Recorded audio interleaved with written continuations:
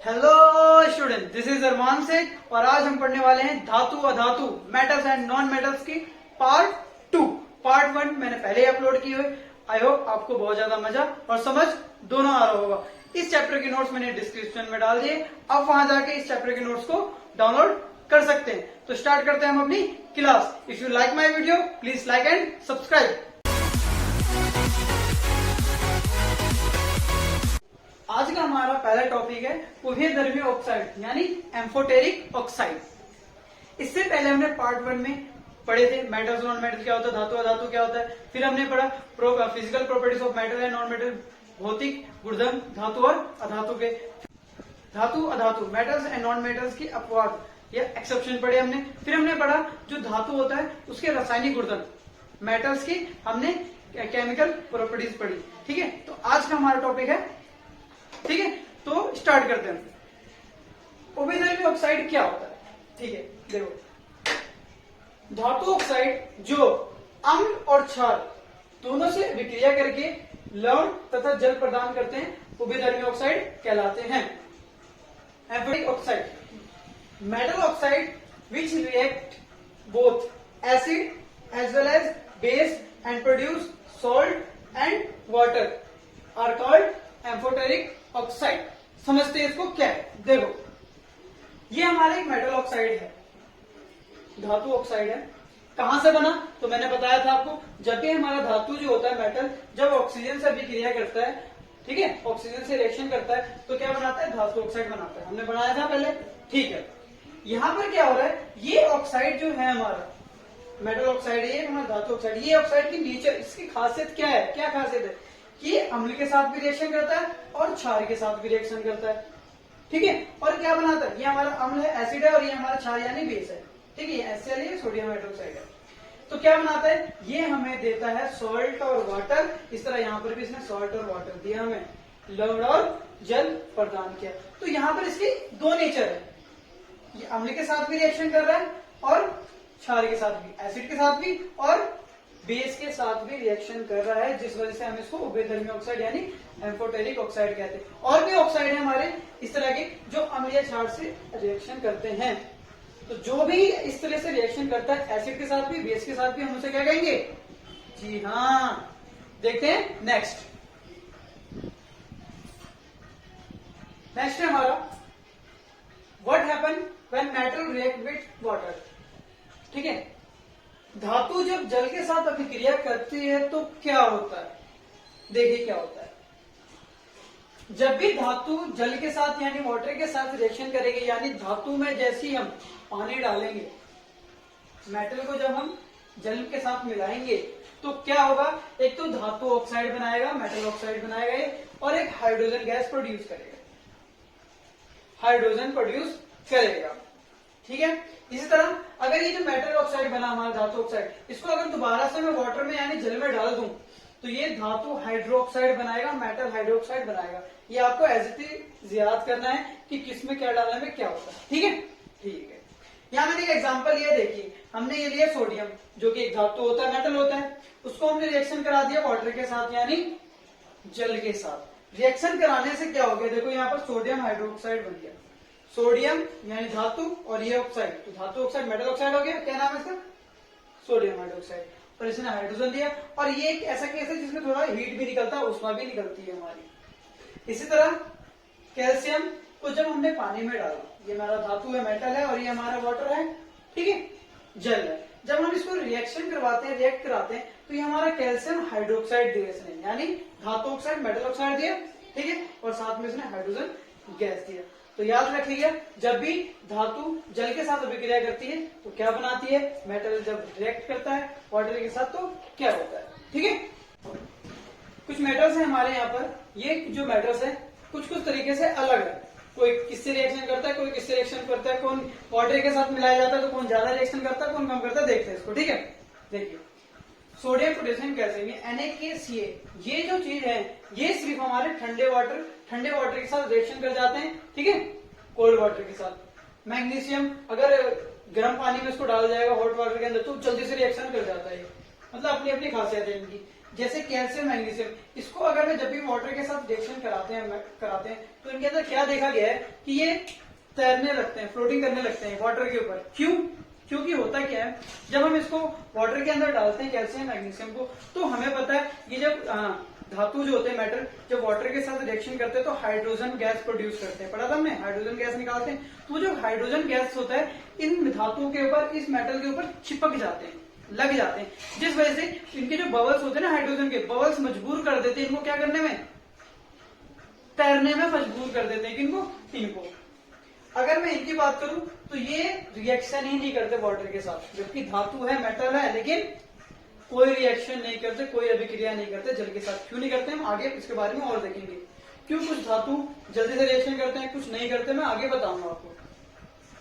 Aluminium, Fe और Zn, ये एक ऐसे हमारे धातु हैं, मेटल्स हैं, अगर इनको स्टीम में डाल दिया जाए, भाप के साथ भी डाल दिया जाए तो ये रिएक्शन कर लेते हैं। ठीक है। अब हमारा है क्या होता है जब धातु अम्ल के साथ अभिक्रिया करती है। What happen when metal react with acid? जिस तरह अभी हमने रिएक्शन करवाया धातु का यानी मेटल का वाटर के साथ, जल के साथ करवाया, आई होप आपको अच्छे से क्लियर है। सेम इसी तरह है, क्या है जी, देखिए सेम इसी तरह धातु जब अम्ल से अभिक्रिया करती है, एसिड से अभिक्रिया करती है तो क्या होता है, देखिए क्या होता है। धातु जब अम्ल के साथ अभिक्रिया करती है तो लवड़ा हाइड्रोजन गैस रिलीज करती है। मेटल जब एसिड के साथ रिएक्ट करती है तो क्या देती है, salt as well as hydrogen gas. करके देख लो, देखो Fe ले लो, ले लिया हमने, ये हमारा धातु है, मेटल है, इसको हमने रिएक्शन करा दिया एसिड यानी HCl, ये हमारा अम्ल है। पढ़ाया था ना आपको सेकंड चैप्टर, ठीक है।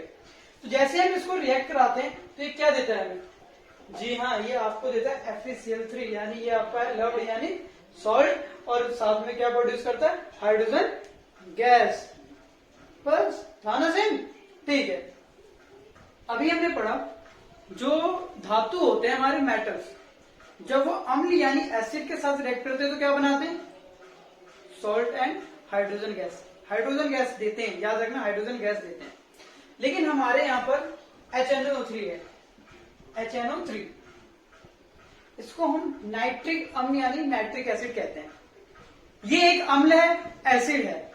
अगर मैं इसको किसमें डालू, अगर मैं धातु के साथ यानी इसको अगर मैं रिएक्शन कराता हूं किसी भी मेटल के साथ, किसी भी धातु के साथ रिएक्शन कराता हूं तो जी हाँ, इसको क्या देना चाहिए, इसको हाइड्रोजन गैस देना चाहिए ना, लेकिन ये ऐसा नहीं करता।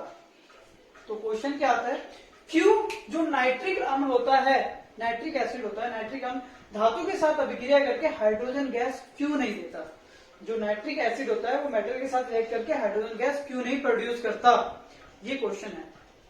रीजन क्या है, देखिए ऐसा इसलिए होता है क्योंकि ये जो हमारा नाइट्रिक एसिड होता है, नाइट्रिक अम्ल होता है, ये हमारे ऑक्सीडाइजिंग एजेंट होता है, ऑक्सीकारक होता है। अब भाई ये ऑक्सीकारक क्या होता है, ऑक्सीडाइजिंग एजेंट क्या होता है, तो मैं आपको बता देता हूँ क्योंकि आगे भी हम इसका यूज करेंगे। देखो ऑक्सीडाइजिंग एजेंट यानी ऑक्सीकारक ये होता है, नाम में ही छुपा है, ऑक्सीजन देने वाला एजेंट। एजेंट पता ना कौन होता है, हाँ देता है, यानी जब भी ये रिएक्शन करेगा तो ये ऑक्सीजन है ना इसके पास, ये दे देगा। क्या करेगा, ऑक्सीजन दे देगा। तो ये ऑक्सीडाइजिंग एजेंट होता है, ऑक्सीकारक होता है। इसलिए क्या होता है, देखो इसको बनना चाहिए था हाइड्रोजन, लेकिन होता क्या है, ये हाइड्रोजन ना बना के ये जो ऑक्सीकारक है, ऑक्सीडाइजिंग एजेंट है, तो क्या करेगा, ऑक्सीजन दे देता है। तो क्या बन गया, वाटर बन गया, पानी बन गया।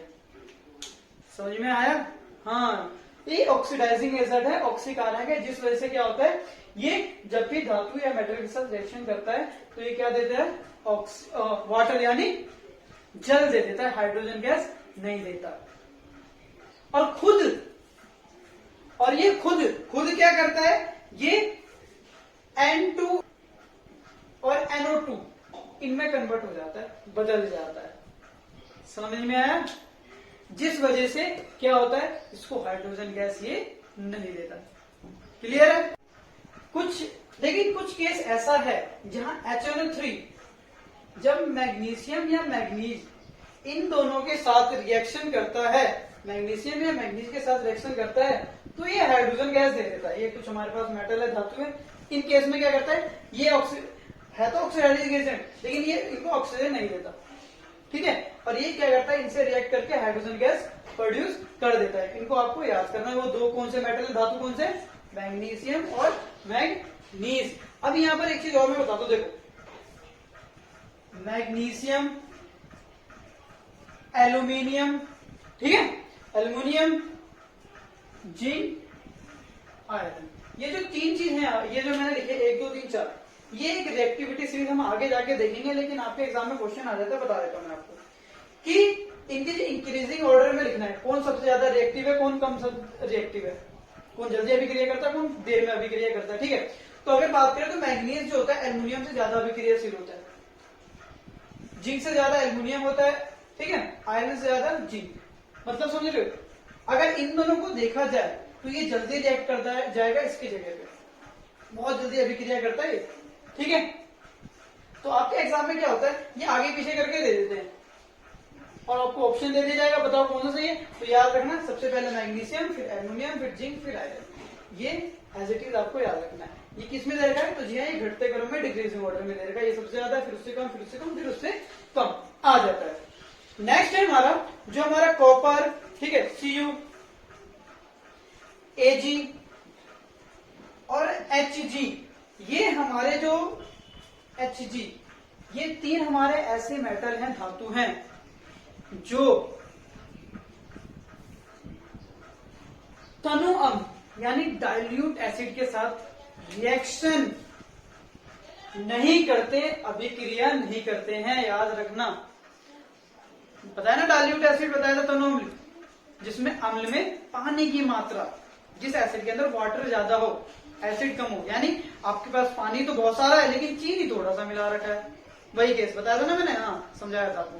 तो यानी ये क्या होता है, तनु अम्ल यानी डाइल्यूट एसिड के साथ रिएक्शन नहीं करते। अब यहाँ पर जो जो चीजें मैंने आपको बताई, गौर फरमाइएगा बातों को मेरे, जो मैंने चीजें बताई इसको एज इट इज आपको याद करना है। एग्जाम में कुछ भी आ सकता है, बताओ कौन सा मेटल है, कौन सा धातु है जो डाइल्यूट एसिड तनु अम्ल के साथ रिएक्शन नहीं करता, आपको याद होना चाहिए। पूछ लेगा ऐसे कौन से मेटल है, धातु है जो नाइट्रिक एसिड के साथ, ठीक है, नाइट्रिक अम्ल के साथ रिएक्शन करके हाइड्रोजन गैस प्रोड्यूस करते हैं, जबकि ये एक ऑक्सीकारक है, तो आपको याद होना चाहिए वो कौन होते हैं। ये एक चीज, ये तो भी आगे जाके हम और पढ़ेंगे और भी देखेंगे, लेकिन ये इतना याद कर लेना। समझ में आया? जी हाँ, कर लेना। देखते हैं नेक्स्ट है हमारा, गोल्ड एवं प्लेटिनम को गलाने के लिए किस विलयन का इस्तेमाल किया जाता है?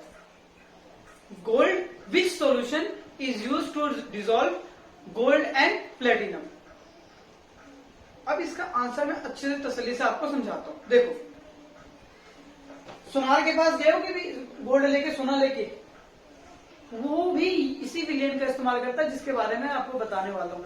उस विलयन यानी उस सॉल्यूशन का नाम है एक्वारेजिया। क्या कहते हैं उसको? एक्वारेजिया, नाम याद रखिएगा, एग्जाम में आएगा। ठीक है, ये एक्वारेजिया एक ऐसा विलयन है, सॉल्यूशन है जिसका इस्तेमाल हम गोल्ड और प्लेटिनम को डिसॉल्व यानी पिघलाने में करते हैं। देखो ये बनता कैसे, आप बना सकते हो। आपके पास HCl होना चाहिए और HNO3, ये दो चीज होनी चाहिए आपके पास, ठीक है। लेकिन कंसंट्रेटेड, सांद्र का मतलब कंसंट्रेटेड का मतलब समझ ज्यादा है ना, हाँ, जिसमें अम्ल की मात्रा, एसिड की मात्रा ज्यादा हो, पानी की मात्रा, वाटर की मात्रा कम हो, यानी आपके पास चीनी ज्यादा, वाटर कम, केस लिया था ना, हाँ वही वाला। तो सांद्र HCl, कंसंट्रेटेड HCl और सांद्र नाइट्रिक अम्ल, कंसंट्रेटेड नाइट्रिक एसिड, इनको लेना है। लेकिन किस रेशियो में लेना है? जी हाँ, इनको 3:1 में लेना है। इसमें रेशियो में इतने अनुपात में मिलाओगे तो आपके पास जो विलयन तैयार होगा ना, solution, this is known as aqua regia, this is known as aqua regia. याद रखिएगा, ये जो हमारा सॉल्यूशन यानी विलयन तैयार होगा, ये हमारा एक्वारेजिया होगा। जैसे मान लो 3 ग्राम अगर आप ये मिला रहे हो तो 1 ग्राम आपको ये मिलाना पड़ेगा, ऐसा करके आप समझ सकते हो। इस पर और क्वेश्चन कैसे आती, एक रिंकी मीना थी जो अपनी मम्मी के साथ गई थी सुनार के पास, और वहां पर वो उसने अपना गोल्ड दिया, मान के चलो एग्जाम्पल ले लो 5 ग्राम, लेकिन जब वो घर लेके आए तो वो 4 ग्राम हो गया। क्यों? ऐसा क्या हुआ यहाँ पर? तो यहाँ पर आप आंसर यही, अगर आप देना चाहो तो क्या दोगे? यहाँ पर आंसर ये निकल के आता है कि सुनार ने यहाँ पर चोरी की 1 ग्राम सोने की 5 ग्राम थे 4 ग्राम, वो 1 ग्राम सोना कैसे चोरी हुआ? जब उसकी मम्मी लेके गई होगी गोल्ड यानी सोने को सुनार के पास, तो उसने साफ किया होगा, साफ तो किया, लेकिन उसको सिर्फ साफ करना था, लेकिन कुछ ज्यादा ही साफ कर दिया उसने। बात समझ में आ रही है? चोरी की उसने, उसको इसने इस सॉल्यूशन की मदद से, एक बार की मदद से उसको 1 ग्राम निकाल लिया। सोचो अगर दिन भर में वो 1-1 ग्राम सबका निकालता रहे तो। बात समझ में आ रही है? तो इस तरीके से क्वेश्चन वगैरह आपके एग्जाम में आ जाते हैं वैल्यू बेस्ड। आप याद रखना, तो क्वेश्चन आता है कि जब वो रीटा मीना जो भी थी मम्मी के साथ निकाल लिया गया, तो वहां पर सुनार ने कौन से विलियन कौन से सॉल्यूशन का यूज किया? तो आपको पता चल गया अब क्या है वो। हाँ ठीक है। नेक्स्ट है हमारा क्या है कि हमारे पास कोई धातु है, मेटल है, उसको रिएक्ट अगर कराएं, हम रिएक्शन कराएं लव्ड विलियन सॉल्ट सॉल्यूशन, ठीक है, इसमें भी आपको एक मेटल होगा, ठीक है, तो क्या होता है? तो क्या होता है देखिए, यहां पर आपको थोड़ा समझने में कंफ्यूजन होगी, इसको मैं समझाया तो क्या होता है। देखिए हम क्या करते हैं, धातु लेते हैं, मेटल लेते हैं, मैंने ले लिया मेटल Fe, आयरन ले लिया, इसको मैंने रिएक्ट करा देते हैं हम, हाँ, कॉपर सल्फेट के साथ, CuSO4 के साथ। तो क्या होता है ये रिएक्शन? आई होप आपने पहले भी कहीं देखा होगा, याद करो। जब रिएक्शन कराते हैं तो होता क्या है, ये बनता है हमारा FeSO4 + Cu। याद कर लेना कहां पर हमने ये रिएक्शन और पढ़ा था, याद कर लेना, ठीक है। और याद आ जाए तो कमेंट कर देना कौन से चैप्टर में हमने ये रिएक्शन पढ़ा था, ठीक है। तो देखो ये रिएक्शन हमने लिखा, देखो कहना क्या चाहता हूं, यहां पर मैंने एक धातु लिया, मेटल लिया, इसको मैंने एक और, ये हमारा एक विलियन है, सॉल्यूशन है, और इसमें भी क्या मौजूद है? धातु यानी मेटल मौजूद है। जब ये रिएक्शन करेगा तो क्या होता है, देखो ये Fe यहां आ चुका है, यानी ये जो का है इसका A, वो इसके साथ लग जाएगा, लग गया, ठीक है, आगे। और यहां इस विलियन, इस सॉल्यूशन के अंदर जो कॉपर था वो भाग चुका है, यहां से निकल चुका है, यानी ये जो B था, पहले B वाला जो B मेटल था हमारा धातु था, वो क्या हो चुका है? भाग चुका है। यानी देखने से आपको पता चल रहा होगा कि देखो पहले A अकेले था, अब कौन अकेले हो गया है? B। और जैसे रिएक्शन करेंगे तो A किसके साथ चला जाएगा? उस विलियन के सॉल्यूशन के साथ चला जाएगा। जैसे यहाँ देखो पहले Fe अकेले था, लेकिन आगे जाके कॉपर चला गया और उस विलियन यानी सॉल्यूशन के साथ लग गया। समझ में आया? ठीक है, तो इस तरीके से ये रिएक्शन होता है। लेकिन ये ऐसा क्यों हुआ, क्यों Fe ने इसको डिस्प्लेस कर दिया, विस्थापित कर दिया, इसका रीजन आपको समझने के लिए ये सीरीज पता होनी चाहिए। ये रिएक्टिविटी सीरीज, सक्रियता श्रेणी, अभी तक जो मैं बताते आया था ना आपको कि ये ज्यादा है एल्यूमिनियम से ज्यादा मैंगनीज, ऐसे करके बताया था ना मैंने, अभी एरो करके यहाँ पर समझाया था आपको, वो यही है जो मैंने कहा था बताऊंगा आगे। रिएक्टिविटी सीरीज, सक्रियता श्रेणी, कौन सबसे ज्यादा रिएक्टिव है, कौन कम रिएक्टिव है, कौन जल्दी अभिक्रिया कर लेता है, कौन देर में अभिक्रिया करता है। देखिए अगर मैं इनकी बात करूं तो यहां से ये सीरीज शुरू होती है, ये सबसे ज्यादा रिएक्टिव है, जल्दी रिएक्ट कर जाता है। अगर ये जैसे जैसे हम नीचे जाएंगे तो रिएक्टिविटी जो होती है, अभिक्रियाशीलता, वो धीरे धीरे कम होती चली जाती है, और जैसे हम यहाँ पहुंचते हैं ये बिल्कुल ही कम हो जाती है, यानी 0। यहां पर से हम जाना शुरू करेंगे और यहाँ पर पहुंच जाएंगे 0। ये सबसे ज्यादा है और ये सबसे कम है। यानी अगर किसी के साथ पोटेशियम को डालोगे तो जल्दी आग पकड़ लेता है, याद आया? सोडियम पोटेशियम, क्यों इसको केरोसिन ऑयल मिट्टी के तेल में रख के बताया था मैंने आपको, क्योंकि ये जल्दी अभिक्रियाशील होता है, जल्दी से अभिक्रिया कर लेते हैं, बताया था मैंने। नेक्स्ट देखो, वही जो हमारा ये Hg है, Ag है और Au है, ये गोल्ड जो सिल्वर है, ये सारे चीज जल्दी से रिएक्शन नहीं करते। ये जो गोल्ड है आपका, ये जल्दी से अभिक्रिया नहीं करता, क्यों? क्योंकि इसकी जो रिएक्टिविटी है, अभिक्रियाशील, ये जल्दी से रिएक्शन नहीं करता है, इसलिए खासियत है इसकी। तो जैसे जैसे हम नीचे जाते जाएंगे अभिक्रियाशील कम होती चली जाएगी, रिएक्टिविटी कम होती जाएगी। बात क्लियर है जी? है यहाँ क्या कहना चाहते हो, तो यहाँ देखो Fe ये रहा आपका, ये रहा, और Cu ये रहा। अच्छा, इन दोनों में सबसे ज्यादा रिएक्टिव कौन होगा, अभिक्रियाशील? जी हाँ, ये होगा, क्योंकि जैसे जैसे हम नीचे जाएंगे कम होते चले जाएगी, तो ये ज्यादा रिएक्टिव है और ये कम रिएक्टिव है। जी हाँ, बिल्कुल यही बात है, ये ज्यादा रिएक्टिव है और ये जो है वो कम रिएक्टिव है, तो ज्यादा पावर है उसी की चलेगी ना भाई, ताकतवर की चलती है आज तो, कमजोर को कोई नहीं पूछता। हाँ, ये ज्यादा ताकतवर है, इसको चपेट लगाई, चल निकले यहाँ से, भाग यहाँ से, इसको भगा दिया और खुद जाके उसकी जगह पे रह गया। पहले तो सिंगल था, अब मिंगल हो गया। हाँ, तो इस तरीके से रिएक्टिविटी पे बेस है कि ये ज्यादा रिएक्टिव था, ये कम रिएक्टिव था, तो इसने इसको डिस्प्लेस कर दिया, यानी विस्थापित कर दिया। इसको तरीका भी होता है याद करने का, आपको याद करना है, एग्जाम में आ सकता है।